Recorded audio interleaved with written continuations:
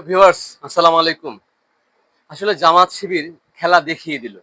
দেখুন চট্টগ্রাম বিশ্ববিদ্যালয়ে কিভাবে জয়যুক্ত হলো ছাত্র শিবির। আপনারা কি কল্পনা করতে পেরেছেন? আমি আগেই বলেছিলাম নির্বাচনের পূর্বে যে শিবির চট্টগ্রাম বিশ্ববিদ্যালয় থেকে জয়যুক্ত অবশ্যই হবে হবে হবে কনফার্ম।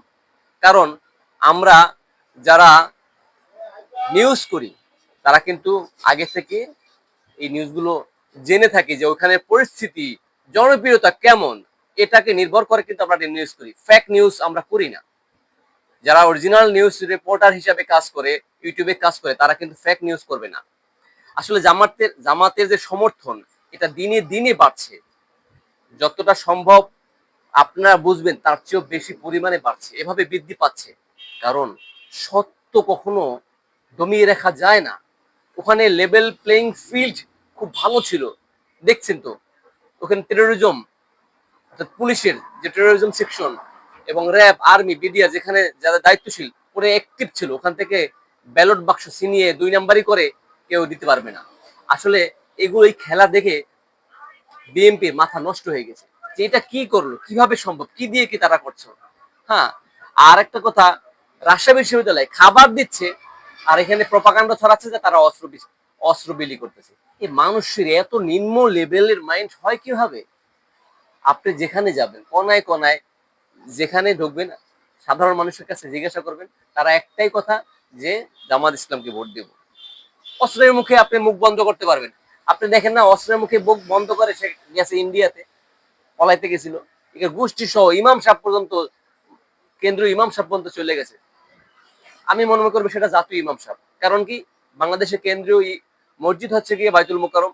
তো সেখানের ইমাম সাহেব সেই জাতীয় ইমাম, সে পর্যন্ত পালাইছে। আপনারা চিন্তা করতে পারছেন? আসলে আমাদের এই চিন্তা ভাবনা যখন সঠিকভাবে থাকবে, তখন আমরা এই ধরনের পরাজিত হব না। এই কথাটা চিন্তা থাকতে হবে তাদের মধ্যে। আপনার রাষ্ট্র নির্বাচন দেখেন, এখন রাষ্ট্র নির্বাচনে এই যে ফলাফল ঘোষণা হচ্ছে, কিছুক্ষণের মধ্যে ফল ঘোষণা হয়ে যাবে, এখানে জিতবে। এখানে ঢাকা বিশ্ববিদ্যালয় থেকে জাহাঙ্গীরনগর বিশ্ববিদ্যালয়, তারপরে গণ বিশ্ববিদ্যালয় সাভারের, এরপর চট্টগ্রাম বিশ্ববিদ্যালয় জিতলো। এখন রাষ্ট্র অবস্থাও খুব ভালোর দিকে এগিয়ে যাচ্ছে। অনেকটা অলরেডি ফল এগিয়ে আছে, এভাবে বলতেছে যে তারা এগিয়ে আছে। সুতরাং চাঁদাবাজি, প্রপাকাণ্ড, মিথ্যা, জুলুম, নির্যাতন, এটা করে কখনো এগিয়ে যাওয়া যাবে না ভাইয়া। এই কথাটা বুঝতে হবে। জনপ্রিয়তা কেন বাড়ে? সত্য সবসময় সূর্যের মতো উদীয়মান এবং মানুষকে আলো দিয়ে থাকে, যা কখনো দমিয়ে রাখা যায় না। কিছুক্ষণের জন্য কালো মেঘ দিয়ে দমিয়ে রাখা যাবে, কিন্তু পুরোনায় আবার সেটা ফুটে উঠবে।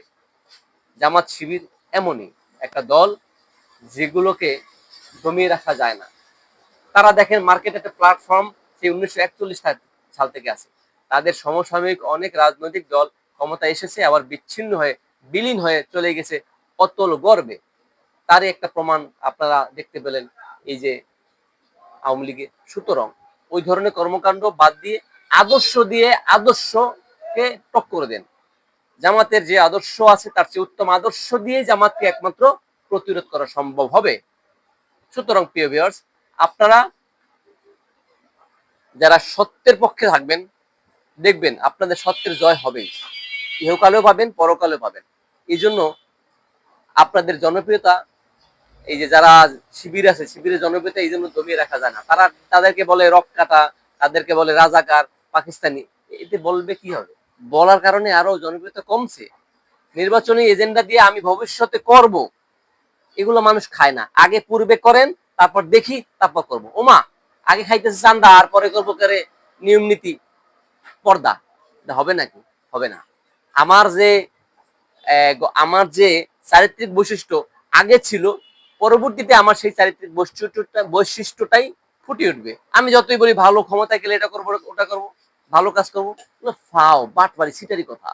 সুতরাং ভালো কথা সেটাই, যেটা আগে থেকে আপনি নিজের কাজগুলোকে, নিজের সংগঠনের কাজগুলোকে ফুটিয়ে তুলেন দেশের মধ্যে, পরবর্তীতে আপনারা অটোমেটিকলি ভাবে জিততে পারবেন। ধন্যবাদ প্রিয় ভিউয়ার্স, আমার সাথে থাকবেন, সাথে থাকতে থাকতে ভালো লাগবে। আর ভালো লাগা থেকেই ভালোবাসা সৃষ্টি হয়ে যাবে। ধন্যবাদ। লাল গোলাপের শুভেচ্ছা সকলকে।